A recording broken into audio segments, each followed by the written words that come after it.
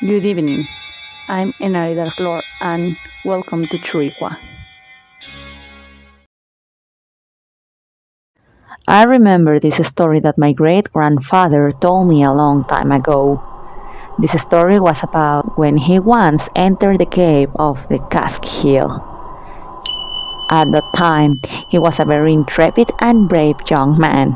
He had agreed with them, his friends, to meet at a point along the road, and from there all together would go through the cave with the necessary cautions. Unfortunately, that day something happened to all of them. Family emergencies, some urgent issues to attend to. Only he and his friend Teodoro were the only ones who went into the cave. He described to me those wonders inside the cave that they were able to see both by the sunlight at the entrance to the cave and those that a little dim light allowed them to admire. He described everything around them in great detail, but there was something that caught the attention of both of them: a flow of air blowing as if there was a way out, and they could hear very pleasant chants. They did not fully understand the lyrics or what it was being sung, but for them it gave them a calm and disturbing feeling. Just thinking about who would be there in that cave. They continued to go deeper. The chanting became clearer and clearer.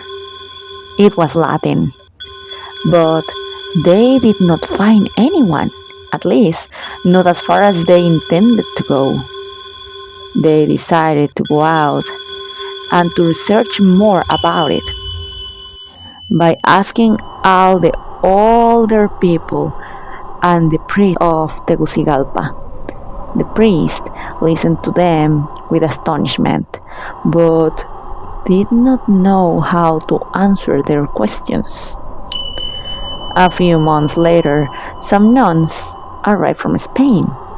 They asked to be welcome on the side, arguing that a relative on God's road had called them, and also remarked their great need to visit the cave of Casque. The nuns, with the help of my great grandfather and Teodoro, entered the cave. They were able to go away or wait for a while, whereas they were finishing inside. After a few hours, the nuns came out and told the priest that there was a Spanish priest who had celebrated one of the first masses, if not the first, as chaplain in the expedition of Christopher Columbus in Punta Castinas in 1502.